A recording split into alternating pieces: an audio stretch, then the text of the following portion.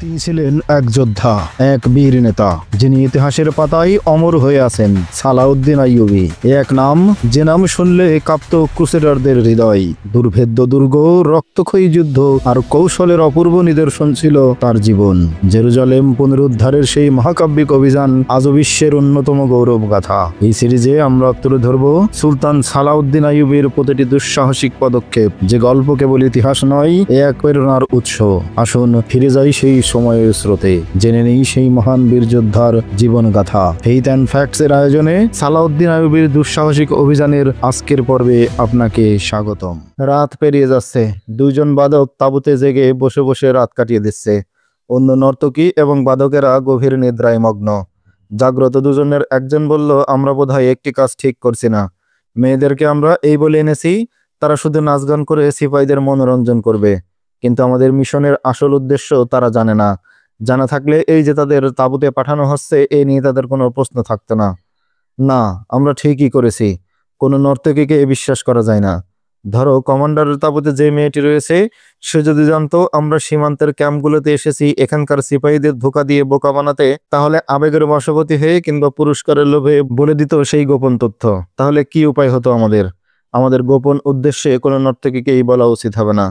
নর্তকীদের আমরা তাদের পাওনা অতিরিক্ত মজুরি দিয়েছি, এখন একটু বাড়তি কাজ পড়ে গেলে খুশি হয়ে তারা তা করে দেবে। কিন্তু যদি আমরা তাকে আমাদের উদ্দেশ্য এবং প্ল্যানের কথা বুঝিয়ে বলতাম, তবে মেয়েটা কমান্ডারকে আরো ভালো মতো বাগিয়ে নিতে পারত।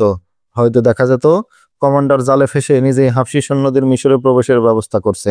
আমাদের কমান্ডার আমাদের চেয়ে বেশি বুদ্ধি রাখেন। এসব নর্তকী মেয়েরা আমাদের হাতের অস্ত্র। হাতের অস্ত্রকে কেউ কোনোদিন গোপন তথ্য জানায় না। কমান্ডার প্রশান্ত মনে নিশ্চিন্তে শুয়ে পড়েছিল। নর্তকী তাকে ভীষণ এক পাপ থেকে বাঁচিয়ে দিয়েছে। এই জন্য সে মনে মনে শান্তি এবং স্বস্তি বোধ করছিল। তার বুকে জেগে উঠেছিল পিটার মমত্ববোধ এবং স্নেহ। নর্তকী তার প্রশান্ত চেহারার দিকে অনেকক্ষণ তাকিয়ে রইল। যখন কমান্ডারের চোখ ঘুমে বুঝে এলো এবং জোহরার অস্ত্র ভেজা চোখ দুটো আবার ঝাপসা হয়ে এলো, তখন সে তাঁবু থেকে বেরিয়ে নিজের তাঁবুতে গিয়ে শুয়ে পড়ল। রাত তখন সামান্যই বাকি ছিল। একসময় তাও শেষ হয়ে গেল। ফজরের আজান হলো। সৈন্যরা উঠে অজু করে নামাজ পড়তে লাগলো। নাচের দলের লোকদের তখন ঘুম ভাঙলো। তখন অনেক বেলা। সূর্য অনেক উপরে উঠে উত্তাপ ছড়িয়ে গরম করে তুলেছে মরুর বালু। মেয়েদের জানা ছিল না এরপর তাদের কোথায় যেতে হবে। বাদক দলের সাথে পথ চলায় তাদের কাজ। ওরা যেখানে নিয়ে যাবে সেখানেই ওদের সঙ্গে যাবে। বাদক দল যাওয়ার জন্য তৈরি হলো। কমান্ডারের কাছ থেকে বিদায় নিয়ে রওনা হলো ওরা। কমান্ডার বাইরে দাঁড়িয়েছিল। জোহরা দৌড়ে তার কাছে এলো এবং বলল, আমার মাথায় হাত বুলিয়ে আশীর্বাদ করে দিন।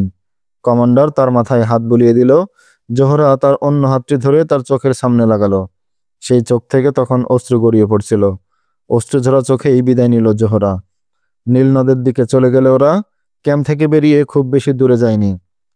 থেকে দুটো উটের আরোহী এগিয়ে এলো। ওদের কাছে এসে উটের ওপর থেকে নামলো আরোহীরা।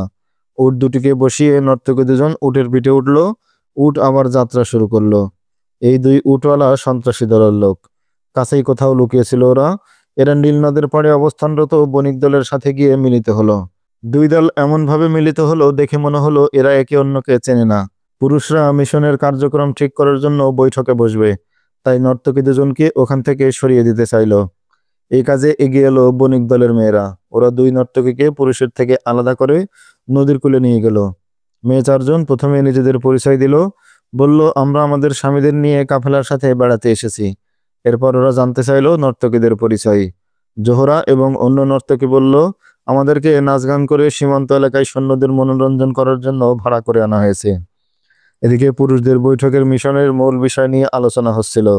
বাদক দল তাদের 2 রাতের কাজ এবং সাফল্য বর্ণনা করলো। উটের আরোহীরা জানালো তাদের 2 রাতের নাচ গানের সুযোগে প্রায় 200 হাবশী মিশরে প্রবেশ করানো হয়েছে। বণিক দল বর্ণনা করলো তাদের 2 মেয়ের সাফল্যের কথা। বলল, এই সুযোগে আমরাও 200-র বেশি হাবশী ভিতরে প্রবেশ করিয়েছি। আলাপ আলোচনার পর তারা এই সিদ্ধান্ত এলো, নাচ গানের চেয়ে নদীপথেই বেশি করে হাবশী সৈন্য ভেতরে প্রবেশ করানো নিরাপদ এবং সুবিধাজনক। এই পথ উন্মুক্ত থাকলে নৌকাযোগে বেশি করে সৈন্য আমদানি করা যাবে। এই জন্য বণিক দলের মেয়ে দুজন যেভাবে সীমান্ত প্রহরীকে কব্জা করেছে, প্রয়োজনে অন্যান্য সকল মেয়েকেই এই ভূমিকায় নামাতে হবে। এতে করে নির্বিবাদে প্রতি রাতে অনেক নৌকা আসতে পারবে। সেজন্য নর্তকী মেয়ে দুটিকেও এখানেই রেখে দিতে হবে, কিন্তু তাদের কাছে কোনো গোপন তথ্য ফাঁস করা যাবে না। বাজনদাররা জোহরা এবং তার সাথের নর্তকীকে বলল, তোমাদের কাজ এখন শেষ। নদীর পাড়ে এই জায়গাটি খুবই সুন্দর এবং মনোরম। আমরা কয়েকদিন এখানে থেকে যাওয়ার সিদ্ধান্ত নিয়েছি। অবসর বিনোদনের জন্য এমন চমৎকার জায়গা আর হয় না। এসে যখন পড়েছি, কয়েকদিন বেরিয়ে না গেলে জীবনভর দুঃখ থাকবে। বলি কি, তোমরাও থেকে যাও এখানে। তারা নর্তকী দুজনকে এমনভাবে প্রলোভন দিল যে শেষে তারা সেখানে থাকতে রাজি হয়ে গেল। কাফেলার মেয়েরাও তাদের সঙ্গে অন্তরঙ্গ এবং খোলামেলা ব্যবহার করলো। ফলে অপরিচিতের দূরত্ব ঘুচে গেল। স্বচ্ছন্দভাবেই তাদের সাথে মিশে গেল দুই নর্তকী। কাফেলার লোকদের থেকে সামান্য একটু দূরে তাঁবু টানানো হলো ওদের জন্য। রাতে সবাই ঘুমিয়ে পড়লো, কিন্তু ঘুম এলো না জোহরার চোখে। বারবার তার স্মরণ হতে লাগলো কমান্ডারের কথা। তার চরিত্র, তার ব্যবহার জোহরার মনে অক্ষয় স্মৃতি হয়ে আছে। তার স্নেহমাখা কথা, মাথায় হাত বুলিয়ে বাপের মতোই আদর করা, সবকিছুর ছবি ভেসে উঠছিল তার অন্তর্রাজ্যে। এই কমান্ডারের মধ্যে সে সত্যি তার পিতার ছবি দেখতে পেয়েছিল। কমান্ডারের প্রতি আরও একটি কারণে কৃতজ্ঞতায় তার মন ভরে উঠেছিল। এই প্রথম কোনো পুরুষ তাকে নাগালের মধ্যে পেয়েও খেলার সামগ্রী না বানিয়ে তার মাথায় হাত বুলিয়ে আশীর্বাদ করেছে। এছাড়া কমান্ডার তাকে চুমকি না বলে তার বাবার মতো জোহরা বলে ডেকেছে। তার সঙ্গে নর্তকী ঘুমিয়ে পড়েছিল। দলের বাজানদারেরাও ঘুমিয়ে গিয়েছিল। সে বিছানায় উঠে বসলো এবং একসময় ধীর পদে বাইরে চলে এলো। সেনা ক্যাম্পে যাওয়ার রাস্তা তার স্পষ্ট মনে আছে। জোহরার কি মনে হলো? সে দীর্ঘ পদক্ষেপে দ্রুত ক্যাম্পের দিকে হেঁটে চলল। নির্জন রাতে একাকী পথ চলার মতো দুঃসাহসী কোনো মেয়ে ছিল না জোহরা, কিন্তু কি এক আবেগের তাড়নায় তাকে ভয়শূন্য করে ফেলল। সে নির্ভয়ে এগিয়ে চলল ক্যাম্পের দিকে। একসময় শেষ হলো তার পথ চলা। ক্যাম্পে পৌঁছে গেল সে। প্রহরী তাকে দেখেই চিনতে পারল। সে প্রহরীকে বলল, কমান্ডারের কাছে যাচ্ছি। প্রহরী তাকে বাধা দিল না, কারণ গত রাতেও এ মেয়ে দীর্ঘক্ষণ কমান্ডারের তাঁবুতে ছিল, জানে সে। জোহরা সরাসরি কমান্ডারের তাঁবুতে গিয়ে প্রবেশ করল। কমান্ডার গভীর ঘুমে নিমগ্ন, কিন্তু সৈনিক সুলভ সতর্কতা তাকে জাগিয়ে দিল। ঘুম ভাঙতেই অন্ধকারে চোখ মেলে তাকালো কমান্ডার। একটি কোমল হাতের মুঠোর মধ্যে নিজের হাতটি আবিষ্কার করে বিস্মিত হলো সে।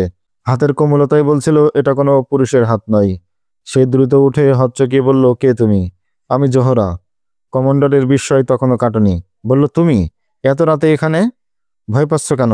বাপের কাছে মেয়ে আসবে না? জোহরা তাকে বলল, কিছুতেই ঘুম আসছিল না। বারবার কেবল তোমার কথাই মনে হচ্ছিল। ইচ্ছা হচ্ছিল তোমাকে একটু দেখি। ভয় নেই, তুমি শুয়ে থাকো, একটু পরেই আমি চলে যাব। কমান্ডার বাতি জ্বালালো। জিজ্ঞেস করলো, এখন কোত্থেকে এসেছো?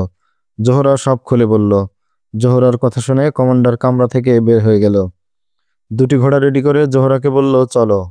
জোহরাকে একটি ঘোড়ার পিঠে উঠিয়ে অন্যটিতে উঠে বসলো নিজে। ঘোড়া চলতে শুরু করলো। চলার পথে জোহরা আবেগে অনর্গল কথা বলতে লাগলো। কমান্ডার তাকে তার উচ্ছ্বাস প্রকাশে কোনো রকম বাধা দিল না। যথেষ্ট দরদ এবং মমতা নিয়ে শুনতে লাগলো তার কথা। একটু পরেই তারা গন্তব্যে পৌঁছে গেল। এখান থেকেই ওরা দেখতে পাচ্ছিল বাগান এবং ক্যাম্প। জোহরা কমান্ডারকে থামিয়ে দিয়ে বলল, এবার আপনি ফিরে যান। কমান্ডার তার মাথায় হাত রেখে আদর করল, আশীর্বাদ করে বলল, ভালো থেকো। জোহরা ক্যাম্পের দিকে ফিরে দেখলো ক্যাম্পের এক লোক জেগে বসে আছে। সে জোহরাকে জিজ্ঞেস করলো, কোথায় গিয়েছিলে? জোহরা বলল, ঘুম আসছিল না, তাই একটু নদীর পাড়ে হাঁটতে গিয়েছিলাম।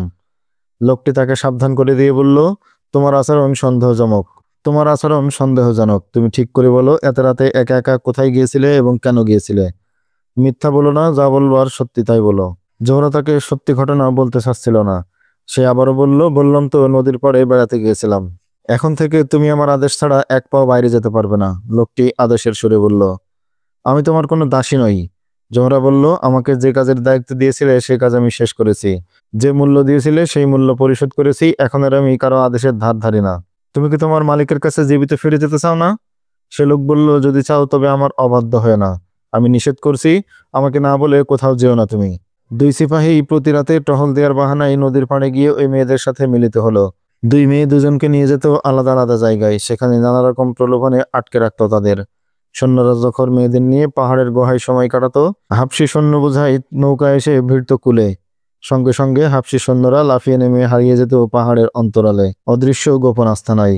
এভাবে অল্প সময়ের মধ্যেই পাহাড়ের গোপন আস্তানায় হাবশি সৈন্যের বিশাল বহর জমা হয়ে গেল।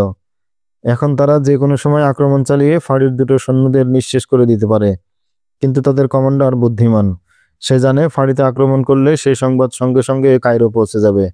তার পরিণাম হবে খারাপ। কায়রো থেকে নতুন সেনাবাহিনী এসে দায়িত্ব নেবে ক্যাম্পের। এতে তাদের পরিকল্পনা বাস্তবায়নে সমস্যা হবে। অতর্কিত কায়রো দখলের চেষ্টা ব্যর্থ করে দেওয়ার জন্য মরিয়া হয়ে উঠতে পারে তারা। তাই এই ধরনের আত্মঘাতী আক্রমণের ধারে কাছেও গেল না সে। পাহাড়ি এলাকায় হাফসিদের সংখ্যা ক্রমেই বেড়ে চলেছে। সুদানে প্রস্তুতি নিচ্ছে ক্রুসেডাররা। এই মিশনের কমান্ডার, যে কায়রোতে এই অতর্কিত আক্রমণের নেতৃত্ব দেবে, সবকিছু বুঝিয়ে দেওয়া হয়েছে তাকে। কয়েকদিনের মধ্যেই সীমানা পেরিয়ে এসে এই পাহাড়ি ক্যাম্পে হাজির হলো। তারপর এখানে জমায়েত হাফসিদের নিয়ে পৌঁছবে কায়রোর আশেপাশে এবং সুযোগ মতো আক্রমণ চালিয়ে দখল করে নেবে কায়রো। সেনাপতি আলী কিন্দি এখন কায়রোতে অবস্থান করছেন। নিজের দায়িত্ব পালন করতেই কায়রো গিয়েছেন তিনি। তার গতিবিধি এবং হাবভাব দেখে কেউই সন্দেহ করতে পারবে না এই লোক কোনো ষড়যন্ত্রের সাথে জড়িত। এই অতি বিশ্বস্ত লোকটি বিশ্বাসঘাতকের প্রধান হয়ে ছবল হানতে যাচ্ছে আইয়ুবীকে। প্রতিদিন রাতে সীমান্তের রিপোর্ট নিয়ে গোপনে তার কাছে পৌঁছে যায় কাসেদ। গত রাতে কত হাফসি সেনা পাহাড়ি অঞ্চলে এসে পৌঁছেছে, এখন সেখানে তাদের সংখ্যা কত সবসময়ই সময় মতো জানতে পারেন তিনি। সুদানিরা জানিয়েছে এই আক্রমণের মূল নেতা তিনিই থাকবেন। অন্যান্য দলনেতারা তার হুকুমে এই আক্রমণের নেতৃত্ব দেবে, তাই তিনি তার প্ল্যান প্রোগ্রাম গুছিয়ে নিচ্ছিলেন। হাফসি সৈন্যের সংখ্যা 1000-এ পৌঁছে গেছে। অভিযানে বেরিয়ে পড়ার সময় হয়েছে জানানো হলো তাদের।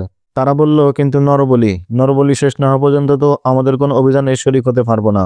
আলী কিন্দের লোকেরা এই প্রস্তাব অগ্রাহ্য করতে চেষ্টা করলো, কিন্তু হাফসিরা তাদের দাবিতে অটল। তাদের সাথে যে ধর্মগুরু এসেছে সে বলল, এই বিধান লঙ্ঘন করলে এরা যুদ্ধ করতে পারবে না। বলি দেয়া মানুষের রক্ত না ছোঁয়া পর্যন্ত তাদের মধ্যে যুদ্ধের উন্মাদনা সৃষ্টি হয় না। আলী কিন্দের লোকেরা বিপাকে পড়ে গেল। কোথায় পাবে তারা বলি দেওয়ার জন্য জীবন্ত মানুষ? হাফসিরা বলতে লাগলো, হয় নরবলি দাও, নইলে আমরা দেশে ফিরে যাব। তাদের ধর্মীয় নেতাকে বলা হলো, হাফসিদের মধ্য থেকে 2-1জনকে ধরে বলি দিলেই তো হয়ে যায়। ধর্মগুরু বলল, এই কুরবানি গ্রহণযোগ্য হবে না। বলির জন্য সেই অঞ্চলের মানুষকে আনতে হবে যে অঞ্চলে আক্রমণ করা হবে। যারা যুদ্ধ করতে এসেছে তাদের কোরবানি বৈধ নয়।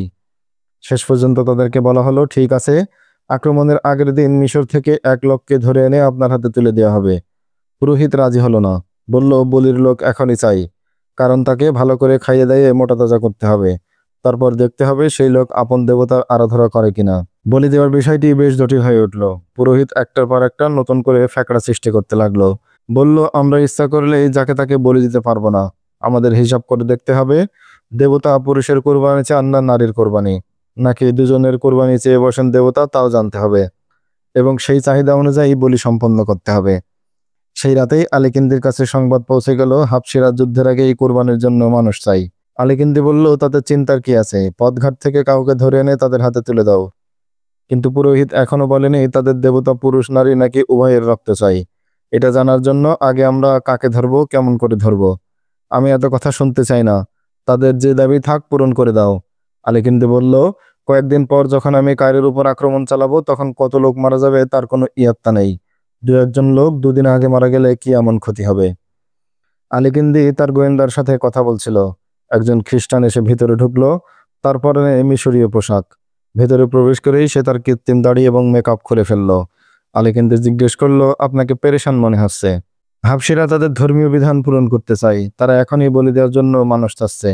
আপনি কি চিন্তা করেছেন? আমি চিন্তা করছিলাম আক্রমণের একদিন আগে একটি লোক ধরে এনে ওদের হাতে সঁপে দেব। আপনি ঠিকই চিন্তা করেছিলেন, কিন্তু ওরা তাকে মানবে না। খ্রিস্টান বলল, তারা এক্ষুনি কোরবানি চাই। এই অবস্থায় আপনার পরামর্শ কি? আপনি তাদের ধর্মীয় রসম পালন করার সুযোগ করে দিন। আপনি তো কখনো সুদানে যাননি, তাই জানেন না কেমন করে আমাদের এতগুলো লোক সংগ্রহ করেছি। এই নরহত্যার চিন্তায় আমি তাদের মাথায় ঢুকিয়েছিলাম। ধর্মের কথা বলে কৌশলে তাদেরকে এখানে নিয়ে এসেছি। সুলতান আইয়ুবী আপনাকে যুদ্ধ করতেই শিখিয়েছে, মানুষ ব্যবহারের কৌশল শেখায়নি। মানুষকে বিনা তলোয়ারে হত্যা করার কৌশল আমাদের খ্রিস্টানদের কাছ থেকে শিখে নিন। অন্যের ধর্মকে ব্যবহার করতে শিখুন। তাদের উপর ধর্মের উন্মাদনা চাপিয়ে দিয়ে তাদের জ্ঞান বুদ্ধিকে নিজের মুঠোয় করে নিন। তাদের অর্থহীন এবং বাজে ধর্মীয় অনুষ্ঠানকে নিন্দা এবং সমালোচনা না করে তাদের আরও উৎসাহিত করে নিজেরাও তাদের সাথে লোক দেখানো অংশীদার হয়ে তাদেরকে হাতের মুঠোয় আনুন। সাধারণ মানুষকে ধর্মের নামে ধোঁকা দেওয়া অন্য যে কোনো কৌশলের চেয়েও বেশি কার্যকর। আমরা যত মুসলমানকে আমাদের সঙ্গী বানিয়েছি তাদেরকে সালাউদ্দিন আইয়ুবের বিরুদ্ধে দাঁড় করিয়েছি এই ধোঁকা এবং কৌশলের মাধ্যমে। মুসলমানরা ধর্মীয় আবেগেই আমাদের জালে এসেছে। আর এই হাফসিরা তো একদম জঙ্গলি। এদেরকে আমরা 1 বছরের বেশি সময় ধরে নির্বোধ বানিয়ে রেখেছি। সুদান থেকে রওনা হওয়ার আগে আমরা 2জন সুদানিকে তাদের হাতে দিয়ে বলেছি এরা মিশরি লোক। তারা তাদেরকে জবাই করে তবে সুদান থেকে রওনা দিয়েছে। হাবশী পুরোহিত কি বলেছে, সে পুরুষ চায় নাকি নারী? আলী কিন্দি জিজ্ঞেস করলো। সে কি চায় তা ওখানে গেলেই জানতে পারবেন। আমি মনে করি এখনই আপনার সেখানে যাওয়া বিশেষ দরকার। খ্রিস্টানটি বলল, তবে আমি আপনাকে অন্যরকম পদ্ধতি এবং কৌশলে তাদের সামনে উপস্থিত করতে চাই। আমি আপনাকে আশ্বাস দিচ্ছি, হাবশীদের মতো এত বেশি পশু, বর্বর এবং খুনপিয়াসী যোদ্ধা আর কোনো জাতিতে পাবেন না। এই পর্যন্ত এদের সংখ্যা 4000 এসে দাঁড়িয়েছে। যদি আমরা তাদের উপর ধর্মীয় ভূত চাপিয়ে রাখতে পারি এবং তাদের বিশ্বাস ধরে রাখতে পারি যে এই যুদ্ধ আমাদের নয়, এই যুদ্ধ তাদেরই জন্য, তবে তাদের 1000 সৈন্যই কায়রোর সমস্ত সৈন্যকে লাশে রূপান্তরিত করে দেবে। আমি তাদের জানিয়েছি আমরা তাদেরকে তাদের ভগবানের ঘরে নিয়ে যাচ্ছি, আর সেই ভগবানের জমিন এখন শত্রুদের অধিকারে। খ্রিস্টানটির প্রস্তাবে রাজি হলো আলেকিন্দি। বলল, হ্যাঁ, আমি ওখানে যাব। আলেকিন্দির সাথে ক্ষমতার ভাগাভাগি নিয়ে সুদানি এবং ক্রুসেডারদের মধ্যে চুক্তি হয়ে গেছে। চুক্তি মোতাবেক মিশরকে দুটি ভাগে ভাগ করা হবে। এক অংশের সুলতান হবে আলেকিন্দি, আর অবশিষ্ট অংশে সুদানকে দিয়ে দেওয়া হবে। হাবশী সৈন্যদের জোগাড় করার সময়ও সুদানিরা এরকম চুক্তি করেছিল। সেই যুগের প্রসিদ্ধ ব্যক্তি কাজী বাহাউদ্দিন সাদ্দাত তার ডায়েরিতে লিখেছেন, আলেকিন্দি খ্রিস্টানদের এবং সুদানিদের সাহায্যে সভ্যতা এবং কৃষ্টি বিবর্জিত পশু প্রকৃতির হিষ্ণ স্বভাব হাবশীদের উপর তাদের ধর্মীয় ভূত চাপিয়ে দিয়ে তাদের মধ্যে যুদ্ধের উন্মাদনা সৃষ্টি করেন, এবং আলেকিন্দি নিজেই তাদের ভগবান হয়ে গিয়েছিলেন। হাবশীদেরকে বলা হয়েছিল, এই লোক তোমাদের ভগবান, যিনি কয়েকশো বছর আগে ভগবানদের নেতার কাছে গিয়েছিলেন। ডায়েরিতে সুলতান সালাউদ্দিন আইয়ুবীকে সুলতান ইউসুফ বলে উল্লেখ করা হয়েছে, কারণ এই মহান মুজাহিদের আসল নাম ছিল ইউসুফ সালাউদ্দিন।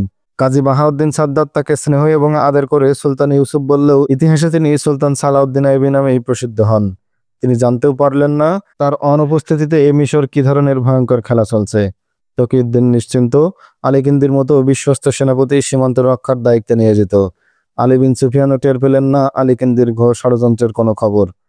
কিন্তু বসে নেই আলেকিন্দি, বসে নেই সুদানি এবং খ্রিস্টান ষড়যন্ত্রকারীরা। 10,000 হাবশী নিগ্রো সেনা প্রস্তুত মিশরের চূড়ান্ত আঘাত আনার জন্য। যেই কোনো মুহূর্তে তারা ঝাঁপিয়ে পড়তে পারে ঘুমন্ত কায়রোবাসীর উপর। সেই রাত্রি ছিল অমাবস্যার, কিন্তু মিশরের আকাশ ছিল আয়নার মতো স্বচ্ছ। আকাশে হীরার মতো জ্বলজ্বল করছিল অসংখ্য তারা। কোনটি উজ্জ্বল, কোনটি অপেক্ষাকৃত কম উজ্জ্বল, কোনটি খাঁটি মতির মতো চমকাচ্ছে। কায়রো শহর গভীর নিদ্রায় মগ্ন। কেউ ভাবতেও পারেনি কায়রোর এই শান্তিপ্রিয় মানুষগুলোর উপর একসময় শুরু হয়ে যাবে কিয়ামতের বিভীষিকা। কায়রোর সেনাবাহিনী এবং শহররক্ষীরা ঘুমিয়েছিল, শুধু জেগেছিল কতিপয় টহলদার সৈনিক, কিন্তু তারা জেগে থাকলেও সতর্ক ছিল না। প্রতিদিনের মতো নিশ্চিন্তে বসে বসে গল্পগুজব করছিল। হাতিয়ারগুলো পড়েছিল একপাশে অবহেলায়। সীমান্তরক্ষীরাও নির্বিকার, উত্তাপ এবং উত্তেজনাহীন একটি সাদামাটা দিন পার করে ক্যাম্পের খাটে শুয়ে ঘুমিয়ে পড়েছে। নীলনদ সংলগ্ন ফাঁড়ির ডিউটিতে 2 প্রহরী শুধু এখনো পথে।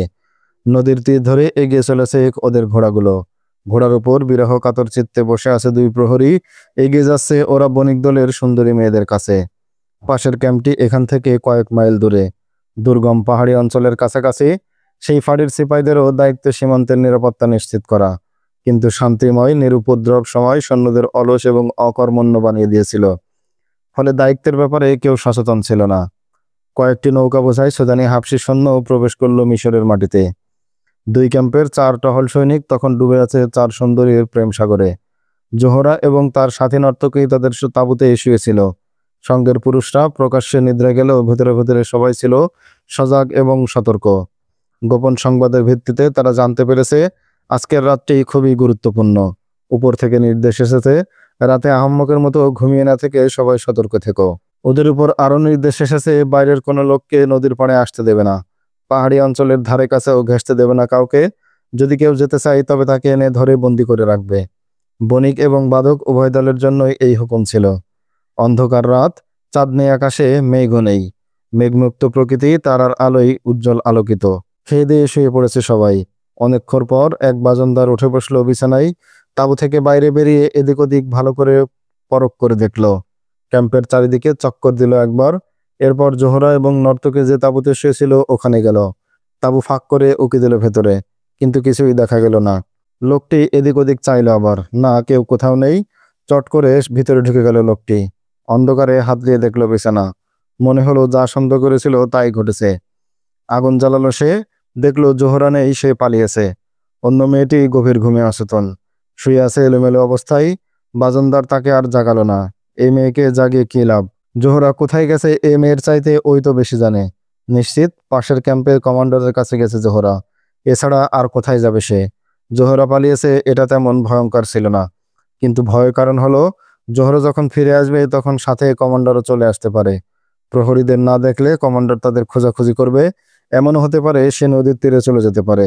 যে খবর এতদিন বাইরের দুনিয়া থেকে গোপন রাখা হয়েছে, লুকিয়ে রাখা হয়েছে লোকচক্ষুর অন্তরালে, সে খবর ফাঁস হয়ে যেতে পারে মুহূর্তে।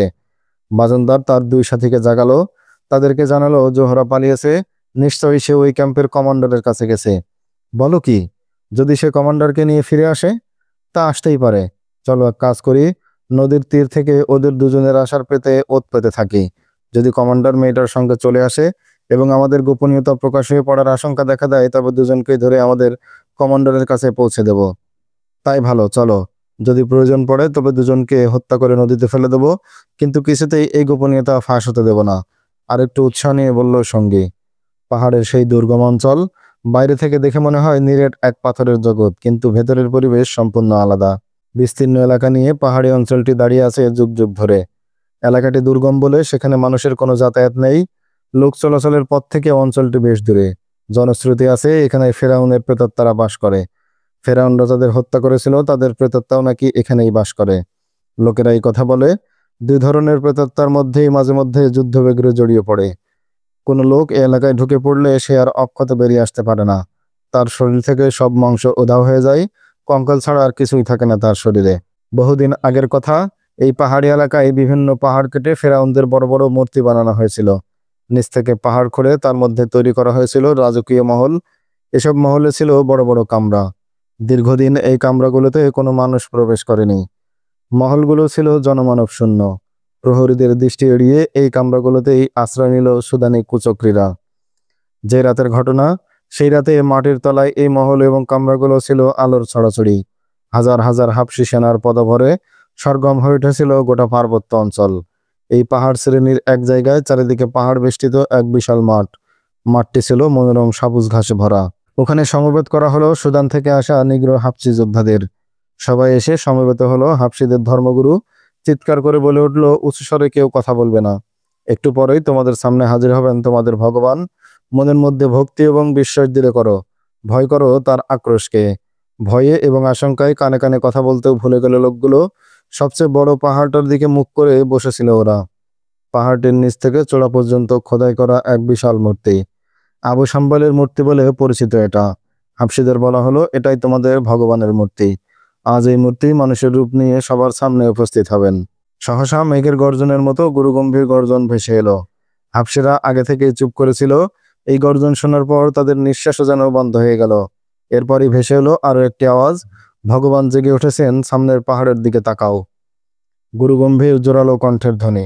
পাহাড় এবং উপত্যকার এই ধ্বনি প্রতিধ্বনি হতে লাগলো বারবার। এরপরে আকাশে দেখা গেল দুটো উড়ন্ত অগ্নিশিখা।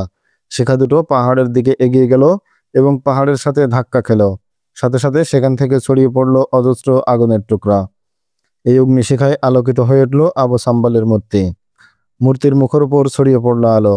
দেখা গেল সেই বিশাল মূর্তির চোখ মিটমিট করছে। তার মুখ বারবার খুলছে এবং বন্ধ হচ্ছে। আর আশ্চর্যের ব্যাপার, সবারই মনে হলো মূর্তিটি ডানে বায়ে দুলছে। হাবশিগুলোর ধর্মগুরু ভক্তিতে সিজদায় পড়ে গেল। তার দেখা দেখি সিজদায় লুটিয়ে পড়ল মাঠে সমবেত হাজার হাজার নিগ্র সৈন্য। ধর্মগুরু একটু পর সিজদা থেকে মাথা তুলে বলল, সবাই ভগবানের কাছে মন খুলে প্রার্থনা করো।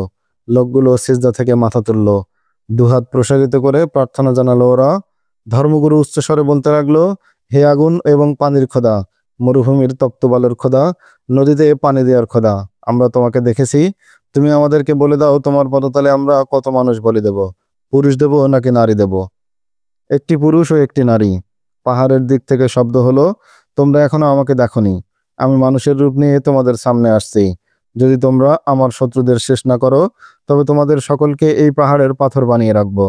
তোমরা চিরদিন রৌদ্রে পড়তে থাকবে। তোমাদের মধ্যে যারা যুদ্ধক্ষেত্র থেকে পলায়ন করবে, মরুভূমির বালু তাদের রক্ত শুষে নেবে। তোমরা অপেক্ষা করো, একটু পরে আমি দর্শন দেব তোমাদের। সারা মাঠে পিনপতন নিস্তব্ধতা বিরাজ করছে। অগ্নিশিখা ধীরে ধীরে কমে আসতে লাগলো। পাহাড়ের মধ্যে হাবশিদের ধর্মীয় সঙ্গীত বেজে উঠল। বহু লোকের সমবেত কণ্ঠের এই সঙ্গীত শুধু তাদের ধর্মীয় অনুষ্ঠানেই বাজানো হয়। কণ্ঠের সাথে পাল্লা দিয়ে বাজছিল ঢোল তবলা, এটাই রীতি। নিচে বসে হাজার হাজার হাবশি সৈন্য মুগ্ধ বিস্ময়ে শুনছিল এই সঙ্গীত। চারিদিকে পাহাড় বেষ্টিত খোলা মাঠে বসে রাতের এই আবছা অন্ধকারে গান শুনতে শুনতে ওদের মনে হচ্ছিল ওরা কোনো অদৃশ্য লোকে পৌঁছে গেছে। অপার্থিব্য কোনো জগৎ থেকে ভেসে আসছে হৃদয় মথিত করা গান। এদিকে জোহরা বসেছিল কমান্ডারের তাঁবুতে। তার কণ্ঠে উচ্ছ্বসিত আবেগের জোয়ার। সে কমান্ডারকে বলছিল, যদি আমি তোমাকে না দেখতাম তবে সারা জীবন নেচে গিয়ে অন্যের মনতুষ্টি করেই হয়তো কাটিয়ে দিতাম। তোমাকে দেখার পর থেকে মনে হচ্ছে আমি এক বাপের আদরের মেয়ে, কোনো অসভ্য নির্লজ্জ নর্তকী নই। যদি আজ হঠাৎ কোনো কারণে তুমি মারা যাও, মনে করব আমার বাবা মারা গেছেন, আমি আবার নতুন করে এতিম হয়ে যাব। যারা আমাকে নর্তকী হিসেবে ভাড়া করে এনেছিল তাদের সাথে আমার লেনদেন শেষ হয়ে গেছে, আর আমি ফিরে যাব না ওদের কাছে। ওরা হয়তো আমাকে আমার মালিকের হাতে ফিরিয়ে দিতে চাইবে, কিন্তু আমি আর তার কাছেও ফিরে যেতে চাই না। এখন থেকে আমি এখানেই থাকবো, আমি আমার বাবার কাছে থাকবো।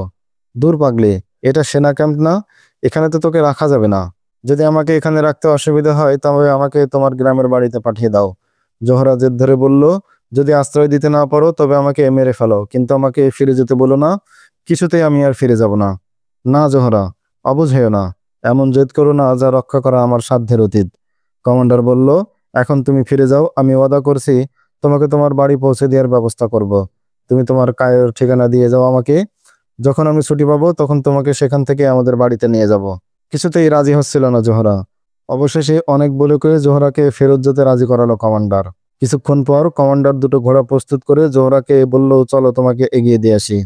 ঘোড়ার উপর চড়ে বসলো ওরা, চলতে শুরু করলো ঘোড়া। জোহরা কমান্ডারকে জিজ্ঞেস করলো, রাতের অন্ধকারে এখানে এত নৌকা আসে কেন? দিনের বেলাতে এত নৌকা দেখি না। কি নৌকা? কমান্ডার আশ্চর্য হয়ে জিজ্ঞেস করলো, কোন দিক থেকে আসে? ওই দিক থেকে, সে সুদানের দিকে ইঙ্গিত করলো। তুমি জানলে কি করে? ইদানিং রাতে আমার ঘুম আসে না, কখনো কখনো মাঝরাতে বিছানা থেকে উঠে তাঁবুর বাইরে গিয়ে বসে থাকি। আপনার এখান থেকে বিদায় নিয়ে প্রথম যেদিন নদী পাড়ের ক্যাম্পে গিয়েছিলাম, কিছুতেই ঘুম আসছিল না। রাতে পালিয়ে আপনার কাছে ছুটে এলাম। ভোর রাতে আপনি যখন আমাকে পৌঁছে দিলেন, ফিরে দেখি সেই ক্যাম্পের এক লোক না ঘুমিয়ে বসে আছে। আমাকে সে জেরা করলো, কোথায় গিয়েছিলাম, কেন গিয়েছিলাম ইত্যাদি। আমি নদীর পাড়ে হাঁটতে গিয়েছিলাম বলে তাকে এড়িয়ে গেলাম। সে আমাকে শাসিয়ে বলল, তাকে না জানিয়ে যেন ক্যাম্পের বাইরে কোথাও না যায়। কিন্তু পরদিন ঘুম না আসায় মাঝরাতে তাঁবুর বাইরে এলাম। দেখলাম ওখানকার কাণ্ড কারখানা। প্রথম রাতে দেখলাম 3টি, পরের রাতে 2টি বিরাট বিরাট পালতোলা নৌকা কূলে এসে ভিড়ল। নৌকার সাদা পাল রাতের অন্ধকারেও স্পষ্ট দেখা যাচ্ছিল। নৌকাগুলো নদীর পাড়ে লাগলে বহু লোকের গুঞ্জন শোনা গেল। আমি অন্ধকারে লুকিয়ে এগিয়ে গেলাম নদীর ঘাটের দিকে, তাকে সব দেখলাম। কি দেখলে? বিস্মিত কমান্ডার প্রশ্ন করলো। দেখলাম নৌকা থেকে বহু লোক নেমে এলো। এরপর তারা গাছের তল দিয়ে হেঁটে সোজা পাহাড়ের দিকে চলে গেল এবং পাহাড়ের মধ্যেই সবাই অদৃশ্য হয়ে গেল। তুমি কি আমাদের 2জন সিপাহীকে টহল দিতে দেখনি? কমান্ডার জিজ্ঞেস করলো। তারা ঘোড়ার পিঠে সওয়ার হয়ে টহল দেয়, তাদের ডিউটি থাকে এই নদীর পাড়ে। না, জোহরা উত্তর দিল, আমি কখনো কোনো সিপাহীকে এখানে ডিউটি দিতে দেখিনি। দিনের বেলা 2জন সিপাহী আসে, কাফেলার ক্যাম্পেই তারা আহার নিদ্রা করে। একদিন আমি এক সিপাহীকে একটি মেয়ের সাথে আপত্তিকর অবস্থায় দেখেছি। ক্যাম্প থেকে বেরিয়ে ওরা হাঁটতে হাঁটতে পাহাড়ের আড়ে হারিয়ে গেল। জোহরার জানা ছিল না সীমান্তে কি কাণ্ড কারখানা চলছে আর কি হতে যাচ্ছে। সীমান্ত প্রহরীদের দায়িত্ব সম্পর্কেও তার কোনো জ্ঞান ছিল না। তার এটাও জানা ছিল না রাতে বা দিনে সুদানিদের নৌকায় এদিকে আসা উচিত কি অনুচিত। সে সরল মনে যে প্রশ্ন করেছে, কমান্ডারের জন্য তার মধ্যে ছিল ভয়ঙ্কর গুরুত্বপূর্ণ খবর। জোহরা যা বলছে তা যদি সত্যি হয়ে থাকে তবে সে অত্যন্ত জরুরি এবং অতি গোপনীয় এক তথ্যই সরবরাহ করেছে। জোহরার কথায় কমান্ডার চমকে সজাগ হয়ে উঠল। জোহরা বলল, এসো আজ নদীর পাড়েই ঘুরে বেড়াই। তারা নদীর পাড়ে গিয়ে পৌঁছলো। নদীর তীর ধরে পাশাপাশি ধীরে ধীরে চলতে লাগলো ওরা। কমান্ডারের দৃষ্টি নদীর উপরে ছুটে বেড়াতে লাগলো। ওরা পথ চলছিল নদীর পাড়ের রাস্তা ধরে। রাস্তাটা বৃক্ষের ছায়ায় বেশ অন্ধকার। হঠাৎ নদীর মাঝে একটু আলোর আভা দেখা গেল। মনে হলো কোন লণ্ঠনের আলো। পরে আরো একটি আলো দেখা গেল। তারপরে আকস্মাৎ 2টো আলোই একসঙ্গে নিভে গেল। এদিকে নদীর কূলেও একটি আলো জ্বলে উঠেই সঙ্গে সঙ্গে আবার নিভে গেল। কমান্ডার কোথাও প্রহরীদের দেখতে পেল না। কমান্ডার নদীর তীর থেকে একটু উপরে যেখানে প্রহরীদের সেন্টি রুম সেখানে গেল। নাম ধরে ডাকলো সিপাহীদের, কিন্তু কোথাও তাদের কোনো সাড়া নেই। কমান্ডার আবারও উচ্চস্বরে ডাকলো, তবু কোনো উত্তর পাওয়া গেল না। জোহরাকে নিয়ে কমান্ডার সতর্কতার সাথে আবার নিচে নেমে এলো। সামনের নদীতে 2টো নৌকার পাল দেখা যাচ্ছে। কমান্ডার অধীর হয়ে উঠল। তার সাথে যে জোহরা নামের একটি মেয়ে আছে সে কথাও বেমালুম ভুলে গেল সে দ্রুত ঘোড়া ছুটিয়ে এগিয়ে গেল সামনে। জোহরা তার পেছনে পেছনে ঘোড়া ছুটালো। কমান্ডার ছুটছে আর সিপাহীদের ডেকে যাচ্ছে চাপা স্বরে। ডিউটিতে আসা সৈন্য 2জন তখন পাহাড়ের আড়ালে অভিসারে মত্ত। হঠাৎ তাদের কানে কমান্ডারের ডাক পৌঁছল। তারা দ্রুত সেখান থেকে ছুটে গেল যেখানে তারা ঘোড়া রেখেছিল সেখানে। যেখানে তাদের ঘোড়া বাঁধা ছিল সেখানে গিয়ে দেখলো 2টো ঘোড়াই গায়েব হয়ে গেছে। তারা সেখানে দাঁড়িয়ে রইল, তাকিয়ে দেখলো দূরে কারা যেন তাদের ঘোড়া নিয়ে পালিয়ে যাচ্ছে। কমান্ডারের ঘোড়া আগে, জোহরার ঘোড়া পিছনে। দুজন ওই ছুটছে সমানে। হঠাৎ অন্ধকার থেকে কে যেন বলল, তুমি যাদের ডাকছো তারা অনেক আগে চলে গেছে। তোমরা কে? কমান্ডার জিজ্ঞেস করলো। সামনে এসো, আমরা মুসাফির মানুষ। অন্ধকার থেকে দুটো ঘোড়া কমান্ডারের দিকে এগিয়ে এলো। কমান্ডার তলোয়ার বের করলো। রাতে কোনো মুসাফিরের অশ্বারোহণ এবং সীমান্তে সন্দেহজনক ঘোরাঘুরির মানে জানো তোমরা? কমান্ডার ওদের চ্যালেঞ্জ করলো। ওরা কমান্ডারের কাছে এসে থেমে গেল। একজন বলল, ওদিকে দেখুন, ওরা আসছে। যখনই কমান্ডার সেদিকে তাকিয়েছে, লোক দুজন হঠাৎ আক্রমণ করে বসলো তার উপর। ধাক্কা দিয়ে তাকে ফেলে দিতে চাইলো ঘোড়া থেকে। পতন ঠেকাতে হাতিয়ার ফেলে ঘোড়ার পিঠ খামচে ধরলো কমান্ডার। লোক দুজন তাকে জাপটে ধরলো, এমন শক্তভাবে চেপে ধরলো তার নড়াচড়ারও ক্ষমতা রইল না। একজন দ্রুত পিছমোড়া করে বেঁধে ফেললো কমান্ডারকে। এরপর ছুটলো মেয়েটার উদ্দেশ্যে। দ্রুত তাকেও বেঁধে ফেললো। যেই লোক কমান্ডারকে ধরে রেখেছিল সে ঘোড়াকে তাড়া করে দিল এগিয়ে যাওয়ার জন্য। ঘোড়া তখন চলতে শুরু করলো। ঘোড়া থেকে পড়ে যাওয়ার উপক্রম হলো কমান্ডারের। অন্ধকারের মধ্য থেকে বেরিয়ে এলো আরো একজন। সে কমান্ডারের ঘোড়ায় চড়ে বসে তাকে ধরে থাকলো। কারা অপহরণ করলো কমান্ডার এবং জোহরাকে? কি ঘটতে যাচ্ছে তাদের জীবনে জানতে হলে অপেক্ষা করুন আমাদের পরবর্তী ভিডিওর। সেই পর্যন্ত সকলে ভালো থাকবেন। দেখা হবে নতুন ভিডিওতে। আল্লাহ হাফেজ। আসসালামু আলাইকুম আ রহমতুল্লাহ।